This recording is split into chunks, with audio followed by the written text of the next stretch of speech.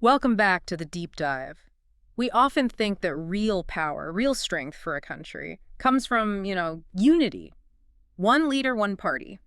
That seems like the way to stay stable, doesn't it? It really does. That's the gut feeling, isn't it? That sharing power is somehow dividing it, weakening the whole thing. Exactly. But today, we're diving into sources that really push back against that idea. We're asking a pretty fundamental question. Does sharing power intelligently, spreading it between the legislature, the executive, the courts, did that actually make a country stronger or weaker? And it's fascinating because the evidence, looking back at actual history, seems to strongly suggest that, no, sharing power doesn't weaken a state. Yeah. Especially in diverse societies. It might be the only path to long-term stability. Okay. So our mission today is to unpack this whole idea. We'll look at two really powerful, contrasting stories. Belgium and Sri Lanka. And before we get into those stories, maybe let's just quickly clarify what we mean by division here. We're talking about ethnic divisions, right? Based on shared culture, maybe descent, not necessarily just religion or nationality. Precisely. These cultural fault lines are often the ones that cause the most tension. So let's start with the success story. Belgium. Belgium. Okay, tiny country in Europe. I think you mentioned it's smaller than the state of Haryana. That's right, geographically small, but ethnically incredibly complex, a real pressure cooker, potentially. Okay, break it down for us. What's the mix? Well, it's mainly about language. You've got about 59% of the people in the Flemish region speaking Dutch. Then 40% in the Wallonia region speaking French, and a tiny 1% speaking German. So nationwide Dutch speakers are the clear majority. But there's a twist, right? In the capital. Yes, Brussels. It flips completely. In Brussels, it's roughly 80% French-speaking, only 20% Dutch-speaking. And that created problems historically. Big problems, because for a long time, the French-speaking minority countrywide were actually the wealthier and more powerful group. They held a lot of the economic and political power, the Dutch-speaking majority. They felt left behind, especially in terms of economic development and education, really until the 1950s, 60s. That built up a lot of resentment. So you had the majority feeling ignored and the powerful minority feeling, I suppose, increasingly defensive, especially in Brussels. Sounds explosive. It absolutely was. The potential for conflict was huge. If the Dutch majority had just said, okay, we're in charge now, Dutch is the language, tough luck, well, things could have gone very differently. But they didn't do that. No, they chose accommodation. It took time, mind you, between 1970 and 1993. The Belgian leaders eventually recognized they had to manage this diversity. They actually amended their constitution 4 separate times. 4 times, wow. Yes, to build this really unique, some might say complicated system so everyone could live together. Okay, let's get into that design, because this sounds like the crucial part. How did they actually guarantee that one group couldn't just dominate the others? Right, so first, look at the central government. They mandated an equal number of Dutch and French-speaking ministers. Equal numbers. Simple, but effective. It forces balance in cabinet decisions. But then you might ask, what about laws? Couldn't one group just push things through the legislature? Yeah, exactly. So the second rule, any special laws, meaning the really important ones affecting community relations, required support from a majority of MPs from each linguistic group, not just an overall majority. Double majority, kinda. So the Dutch couldn't impose something on the French, and the French couldn't block everything just because they were powerful in, say, Brussels? Precisely. It's a mutual veto, essentially. It prevents unilateral power grabs. Okay, that's clever. But it sounds slow, complicated, didn't lead to gridlock. It's often described as complex, even cumbersome. But the sources suggest the stability it brought was seen as worth the hassle. And they combined it with massive decentralization. How so? A lot of power was moved away from the central government down to the state governments in Flanders and Wallonia. And crucially, these state governments weren't subordinate. They had real autonomy. Right, so power flowed downwards. What about Brussels, though? That 80% French-speaking capital in a majority Dutch-speaking country. Brussels got its own separate regional government. And again, the key compromise, equal representation for both French and Dutch speakers within that Brussels government. Okay, so another balancing act. The French accepted equality at the national level, and the Dutch accepted equality in the capital where they were the minority. Exactly. It was a major concession on both sides. Mm-hmm. And then there's the third really unique element, the community government. Community government, what's that? This is quite innovative. It's a third layer of government, elected not based on where you live, but by which language group you belong to, Dutch, French, or German, Regardless of location. regardless of location. And these community governments have power over specific things. Cultural matters, education, language policies. It's like a parallel structure protecting your cultural identity. Okay, I'm getting a headache just thinking about the administration. It sounds incredibly complex. It is complex, no doubt about it. But the result, Belgium avoided civil war, avoided splitting apart, and it became stable enough that Brussels was chosen as the headquarters for the European Union. That's a pretty powerful endorsement. It really shows how respecting differences, even codifying them in complex ways, can actually strengthen unity. It's the classic case of, prudential thinking, smart power sharing. Okay, so that's Belgium. Now let's pivot, as you said, to the complete contrast, Sri Lanka. Yes, Sri Lanka. An island nation, also diverse, population roughly similar to Australia, about 2 crore people. And the ethnic breakdown there. The main group, about 74%, are the Sinhala speakers, who are mostly Buddhist. Okay. The largest minority group, around 18%, are the Tamil speakers. They include Hindus, Muslims, and some Christians. And weren't the Tamils also divided internally? Yes, that's right. You had the Sri Lankan Tamils, whose families had been on the island for centuries, mostly in the north and east. And then the Indian Tamils, descendants of plantation workers brought over during the colonial era. So Sri Lanka gets independence in 1948. What path did its leaders choose? Very different from Belgium, I gather. Diametrically opposed, really. The Sinhala leaders, feeling secure with their large majority, embraced what we call majoritarianism. Majoritarianism? Define that for us. It's basically the belief and the practice that the majority community should be able to rule however it wants. They can make decisions, pass laws, without really needing to consider the needs or wishes of the minority groups. Just disregard them. Essentially, yes.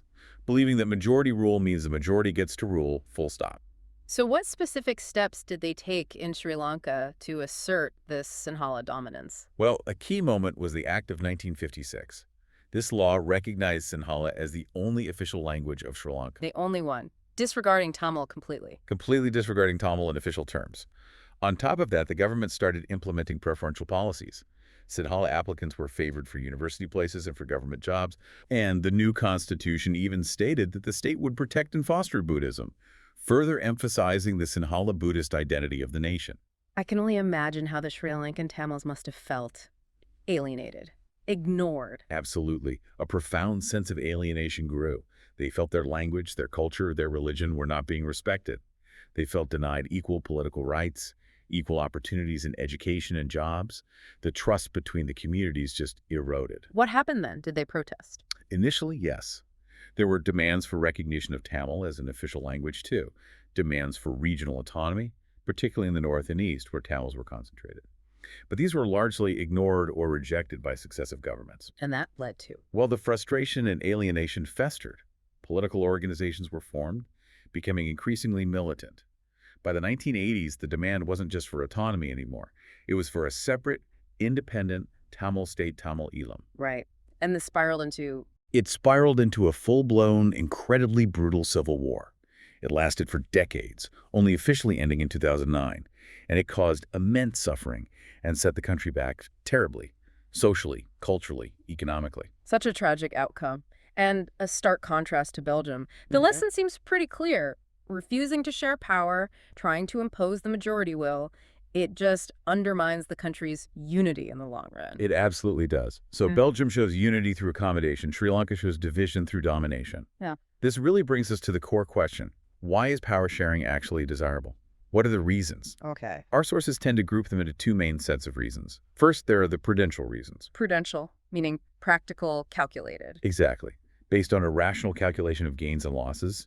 The argument is that power sharing is simply smart politics because it reduces the chances of conflict between different social groups. So it keeps things stable. It helps ensure the stability of the political order. Imposing the majority's will might look attractive, maybe efficient in the short term, but the prudential argument is that long-term, it backfires. It undermines the very unity of the nation. Because the instability it creates is just too costly for everyone. Precisely.